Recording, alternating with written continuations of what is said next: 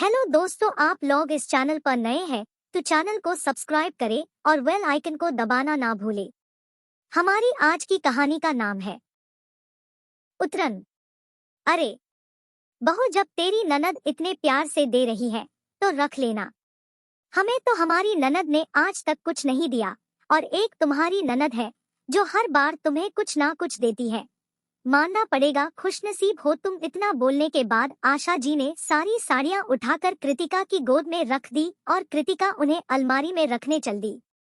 कमरे में आकर कृतिका सोचने लगी, कुछ तो करना पड़ेगा, वरना दीदी हर बार अपने पुराने सूट और साड़ियां ऐसे ही मुझे देती रहेंगी। दीदी खुद तो हर महीने शॉपिंग करती है और एक कपड़ा कुछ महीनों से ज्यादा नहीं पहनती, और मुझसे उम्मीद करती है कि मैं हमेशा उनकी उतरन ही पहनती रहूं, और ये सासू माँ मुझे नए कपड़े भी नहीं खरीदने देती। जब भी शॉपिंग जाने का प्लान बनता है तो कह देती है, जब प्रिया ने इतने कपड़े दिए हैं तो नए कपड़ों लेने की क्या जरूरत आन पड़ी। जब भी किसी फंक्शन में प्रिया दीदी की साड़ी पहन कर जाती हूँ तो सासू माँ सभी को ये बताना नहीं भूलती थी कि ये साड़ी तो उनकी बेटी की है।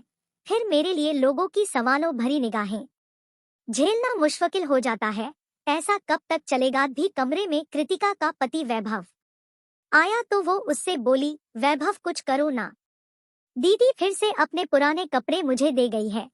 हर बार यही होता है, वो अपने कपड़े दे जाती है जिस कारण मैं नए कपड़े नहीं खरीद पाती और पुराने पहनती हूँ। लोग भी अजीब निगाहों से मुझे देखते हैं क्योंकि माँ जी सभी को बता देती है कि मैंने प्रिया दीदी की साड़ी पहनी है।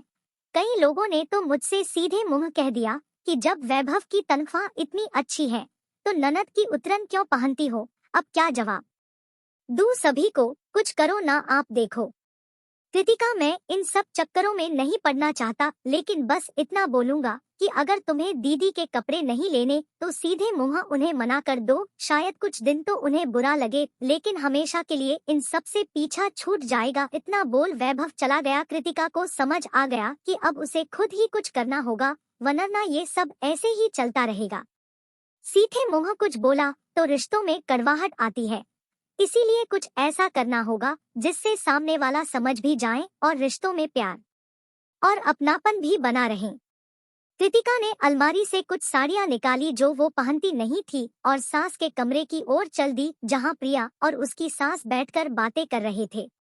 कृतिका बोली, दीदी आप हर बार अपनी साड़ियां और सूट मुझे देते हो, इस बार मैंने सोचा मैं भी अपनी पुरानी साड़ियां आपको दे दूं। ये लीजिए दीदी, और इन्हें पहनना जरूर। पुरानी साड़ियां देख आशा जी गुस्से में बोली, ये क्या बहू, ननद को कोई अपनी पुरानी साड़ियां देता है क्या?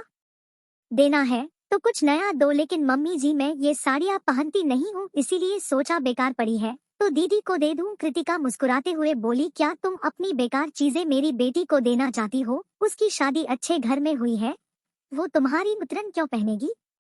और अगर तुम ये साड़ियां नहीं पहनना चाहती तो कामवाली को दे दो। किसी को अपना उतरा हुआ कपड़ा देने से अच्छा है कुछ दिया ही ना जाए, या फिर अपनी उतरन किसी जरूरतमंद को दे दी जाए। लेकिन माँ जी दीदी भी तो अपनी पुरानी चीजें मुझे दे देती है, अपने सूट साड़ियाँ और यहाँ तक कि सैंडल भी, और फिर कहीं जाना होता है तो आप मुझे मजबूर करती है कि मैं वही कपड़े और सैंडल पहनकर जाऊं जो दीदी मुझे देती है। मेरी शादी भी तो अच्छे घर में हुई है, मेरा भी मन करता है नए कपड़े लेने का, लेकिन मैं तो हमेशा से दीदी के कपड़े पहनती आई हूँ। अगर मायके से कुछ नए कपड़े मिलते हैं तो भी आप दीदी को दे देती है। पहले दीदी पहनती है, फिर वो मेरे हिस्से आते हैं। मेरे भी तो अपने कुछ चाव है। मैं आपकी और दीदी की बहुत इज्जत करती हूँ, लेकिन ये बात मुझे बहुत परेशान करती है, इसीलिए आज आपसे कह रही हूँ। उम्मीद करती हूँ कि आप बात को समझेंगी। ये बोलते ही कृतिका को लगा जैसे दिल में उठ रहा गुबार शांत हो गया हो। काफी समय से कृतिका ये बातें कहना चाहती थी, लेकिन चुप रही। आज उसे लग रहा था कि काश ये बातें उसी दिन कह दी होती जब पहली बार उसकी ननद ने उसे पुराने कपड़े दिए थे। प्रिया और आशा जी को भी लगा कि जी बातें कृतिका कह रही है वो एकदम सही है, और वो दोनों भी रिश्तों में कड़वाहट नहीं चाहती थी। प्रिया बोली, अच्छा हुआ भाभी जो आपने अपने दिल की बात साफ शब्दों में कह दी, वरना ये बातें दिल में रहती है तो रिश्तों में कड़वाहट पैदा होती है। मैं आपकी भावनाओं की कद्र करती हूँ, आगे से ऐसा नहीं होगा। आशा जी भी बोली, सही कह रही हैं प्रिया, दिल की बात खुलकर बोल देनी चाहिए। आज कृतिका ने सारी बात खुलकर बोली है तो हमें भी अपनी गलती समझ आई है। पहले चुपचाप सामान ले लेती थी तो हमें लगता था कि कृतिका को कोई आपत्ति नहीं है। चलो अच्छा है, रिश्तों में गांठ पड़ने से पहले ही उन्हें सुलझा लिया गया, वरना एक बार रिश्ते खराब होते हैं तो उनमें पहले जैसा अपनापन नहीं रहता। सास और ननद की बात सुनकर कृतिका के दिल को तसल्ली हुई। उसे इस बात की खुशी थी कि दोनों ने उसकी भावनाओं को समझा और उसकी बात का गलत मतलब नहीं निकाला। इस दिन के बाद प्रिया अपना पुराना सामान अपनी कामवाली कमला को देने लगी। कमला प्रिया की साड़ियां लेकर बहुत खुश होती और वो प्रिया को ढेरों आशीर्वाद भी देती। दुआएं और आशीष पाकर प्रिया भी बहुत खुश होती। धन्यवाद दोस्तों। मैं आशा करती हूँ कि दोस्तों यह वीडियो आपको जरूर पसंद आया है। वीडियो को लाइक करें, शेयर करें और चैनल को सब्सक्राइब करें और बेल आइकन को दबाना ना भूलें दोस्तों।